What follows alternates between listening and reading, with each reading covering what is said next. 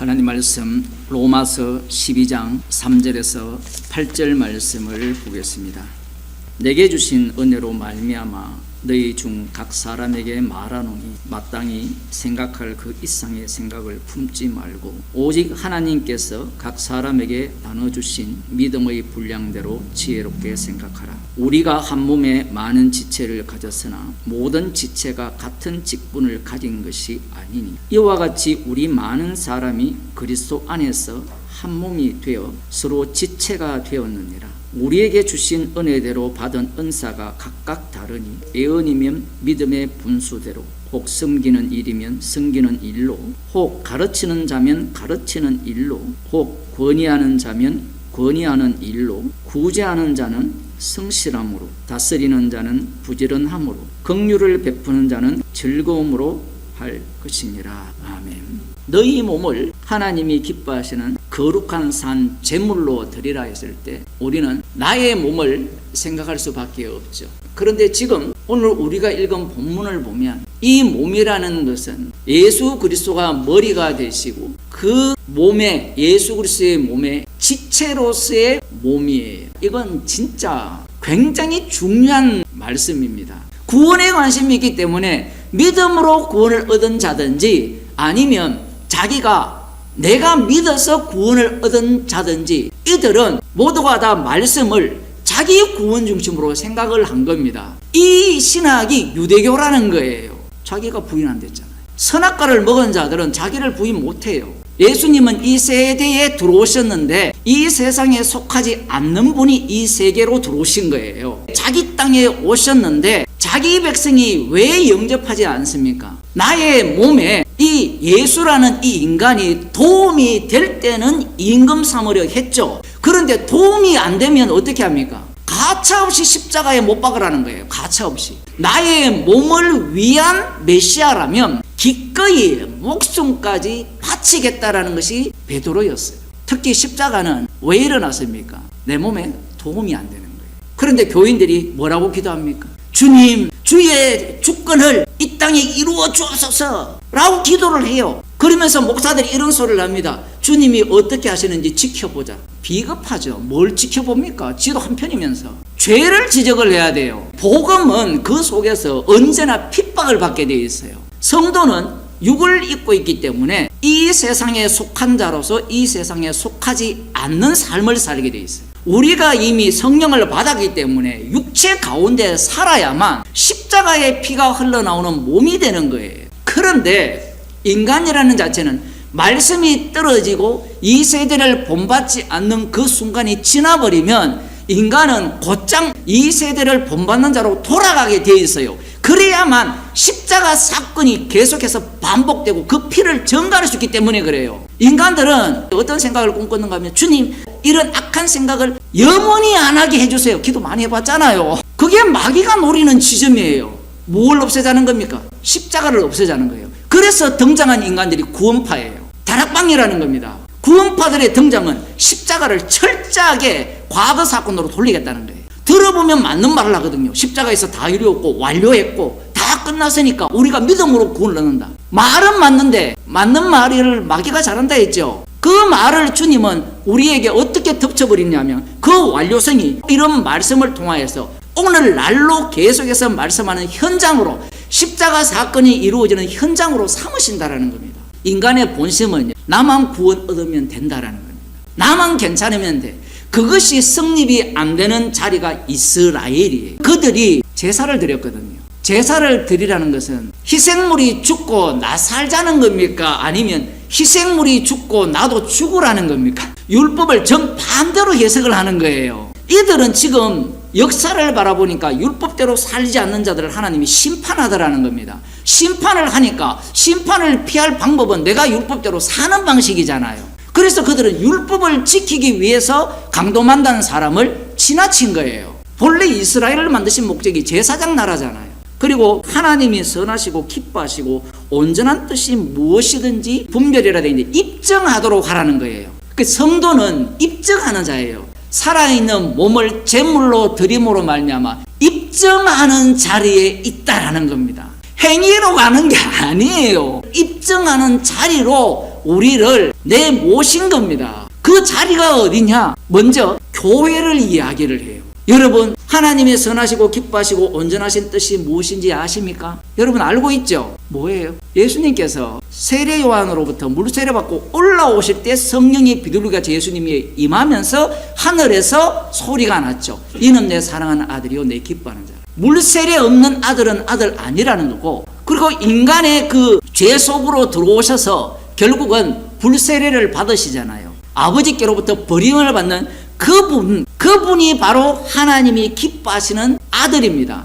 십자가에서 다 이루었다. 그 십자가 자체가 하나님이 기뻐하시고 선하시고 온전하신 뜻이에요. 요한복음 19장에서 십자가에서 다 이루었다라고 아무리 말해도 인간들은 십자가를 어떻게 해버립니까? 날려버리잖아요. 과거 일로 돌려요. 로마서 1장에서 11장까지 계속해서 사도 바울이 말하는 것은 은혜를 따라 말하는 거예요. 은혜의 원천이 십자가죠. 그러면 사도 바울이 지금 말하는 것은 십자가를 전가하고 있는 것이고, 그 은혜를 따라 말한 내용들의 결과물은 항상 십자가로 나타나게 되어 있다라는 이야기를 하는 겁니다. 아름다운 공동체를 만들어라는 이야기가 아니에요. 마땅히 생각할 그 이상을 품지 말라 했을 때 말씀을 자기가 분석하고 해석하고 적용하려고 하죠. 그죠?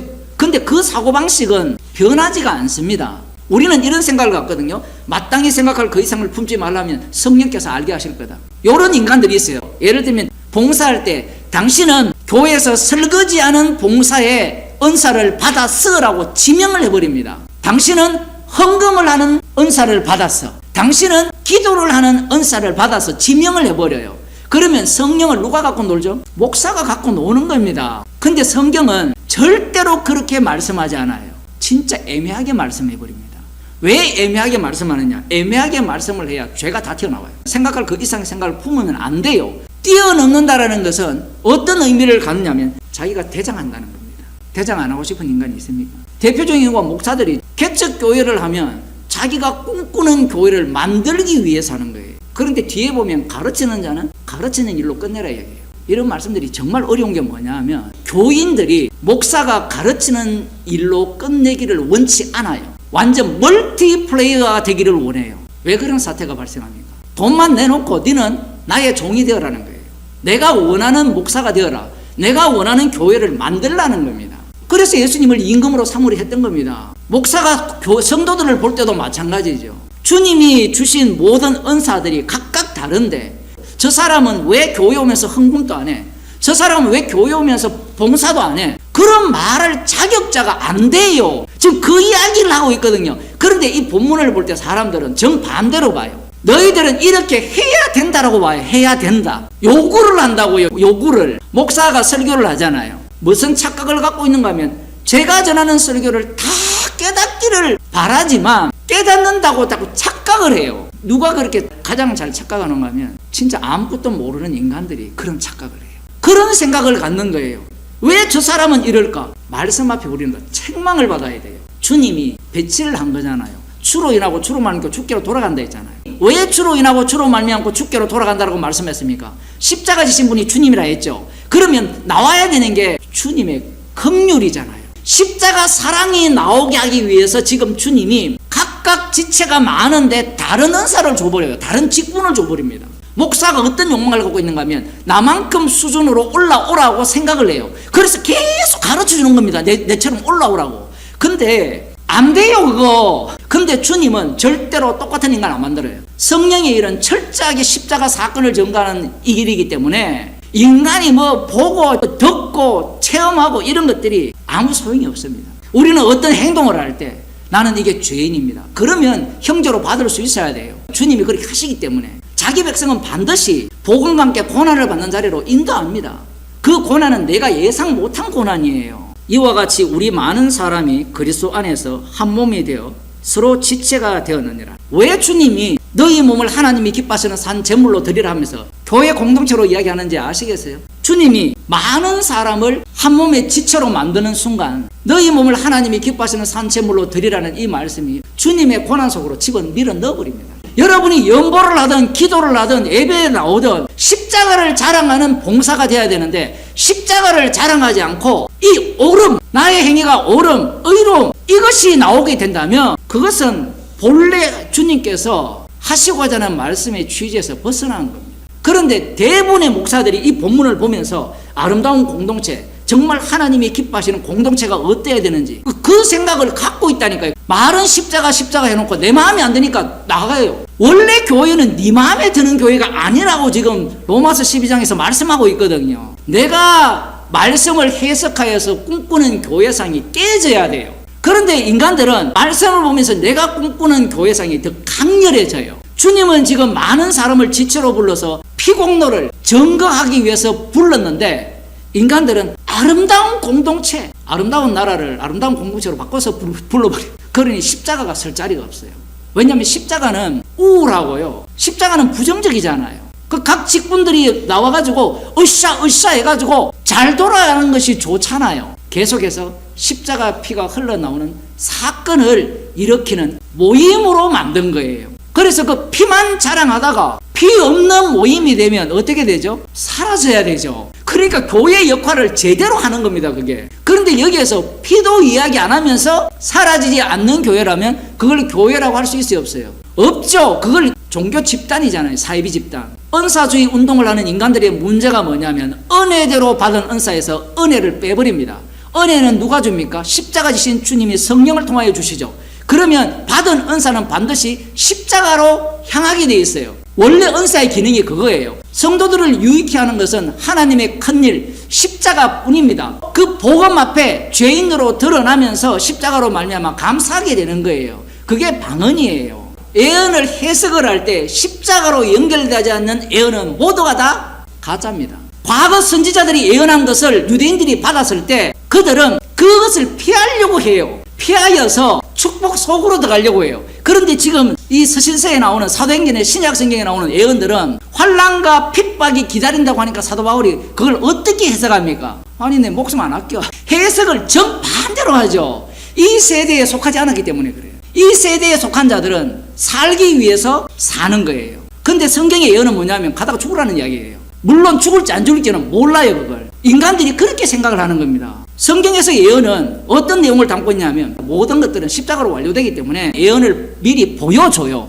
방언도 마찬가지고 통역도 마찬가지고 그 예언의 핵심은 주님과 함께 고난을 받아라, 복음과 함께 고난을 받아라, 이게 해석이에요. 이스라엘 백성들이 해석한 방식은 죽자가 아니고 살자예요. 성도들도 이렇게 해석을 해요. 오바하는 거예요. 오바. 방금 이 계시의 완료성의 의미를 몰라요. 십자가에서 다 이루었는데 뭘 두려워합니까? 뭘 두려워해요? 그래서 성경을 안 보려고 하고 보더라도 자기 안경만 끼고 계속 보려고 하는 겁니다. 너는 십자가의 원수로서 드러나는 그 현장에 있는 거예요. 그래서 예수 그리스도로 말미암아 감사하리로다는 그 현장 속이 교회라는 겁니다. 인간들은 십자가로 구원을 다 받았으니까 이제 내 맘대로 살아야 되겠니? 천만의 말씀이 네 맘대로 살기 위한 몸이 아니라는 거예요.